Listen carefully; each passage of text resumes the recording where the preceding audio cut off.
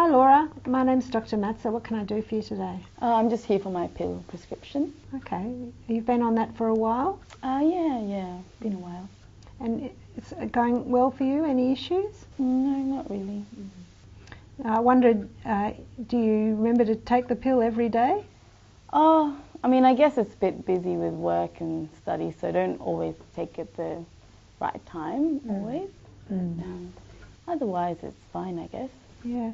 I wonder if we might take the opportunity just to make sure that you're aware of all the contraceptive options that are available to you, because you might find that one of the other ones is actually going to be a better option. Yeah. So I might just use this card to help explain what the various options are that are available to you. It's interesting to learn that the combined oral contraceptive pill which you're taking at the moment is not the most effective contraceptive option for you. It's actually only 91% effective, which means that in 100 women who use the pill each year, 6 to 9 of them will fall pregnant. Is that surprising to you? Yeah, I thought it was higher than that, but yeah. It's actually not so effective, and the reason why is because it's so user dependent. So you actually need to remember to take the pill every day, and a lot of women forget either to take it every day or to refill their script when it runs out, or they might leave it at home when they go away for the weekend or something like that. In fact, the most effective forms of contraception that we have are Implanon and the IUDs, and I don't know if you know much about them. Not really, no. They're actually 99% effective, so less than one pregnancy will occur if 100 women use them in 1 year, so they're really very good. And I might just explain them a little bit more to you. This is what an Implanon looks like, the contraceptive implant. So it's about the size of a matchstick, and it's got the hormone progesterone in it, and the implant is actually inserted just under the skin in your upper arm, so you can feel it but you can't see it. And this one will last you 3 years, and the way it works is that it actually puts your ovaries to sleep. So they don't release an egg, so you can't get pregnant. So it's really fantastic, very few side effects, except for one issue that you need to be aware of, and that's that the Implanon does cause some irregular bleeding in some women. So an easy way to think about it is, say, about a third of women won't get any bleeding at all when they have the Implanon in. A third of women will get some light bleeding from time to time, about the equivalent of what they would if they were just having normal periods, but perhaps less regular. And about a third of women will have heavy bleeding, and they're the ones which will actually ask to have the Implanon removed. So you've got about a 2/3 chance of it being good for you. The other issue with the Implanon is that I can't predict what kind of bleeding pattern you'll have, so you've actually got to try it and see. And it may change over the 3-year period that you have the device in your arm. So very easily inserted with some local anaesthetic, and if you wanted to have it removed, again some local anaesthetic to remove it, and I could put it in and take it out for you. And when it comes out, your return to fertility is immediate. If you did want to continue after 3 years, we just swap it over. So it's pretty nifty.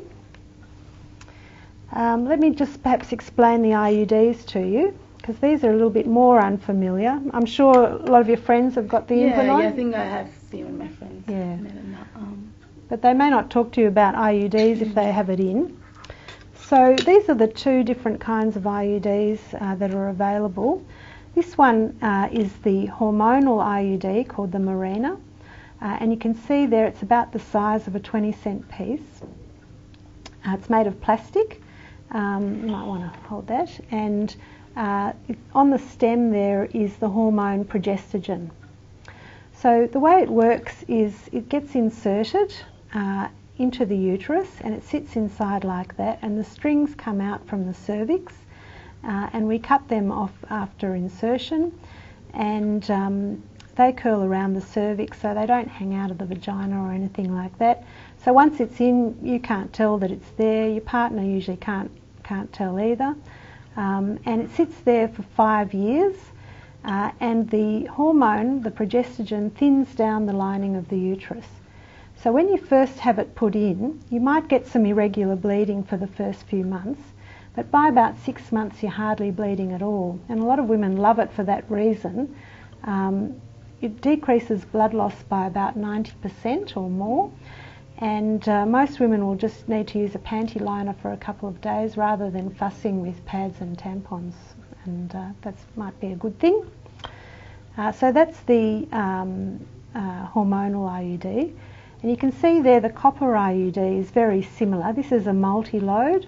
The one in the picture here is the copper T, and instead of the progestogen on the stem, it's got copper. And so the copper T will last you up to 10 years, so a longer period of time, and this device is free of hormones. A lot of women like it for that reason, but the downside of the copper IUD is that your periods will get a little bit heavier when you have that IUD inserted. So 10 years worth, and this one 5 years worth of contraception, and we talk about in terms of you get them put in and then you can forget about them. And you don't have to worry about contraception for a very long time. Side effects are pretty minimal, and so they're really quite a good option that not many women know about. Yeah, they sound really good, especially the IUD. But if I wanted to get it done, where would I go, or how do I get it organised? Okay, so if you wanted an IUD, how we'd go about that would be I'd give you a referral, and hopefully we'll get that turned around within the week so you can get it in quickly. If you wanted the implant on, then I can put that in for you, and we'll go and arrange that. Okay, sounds good. Good.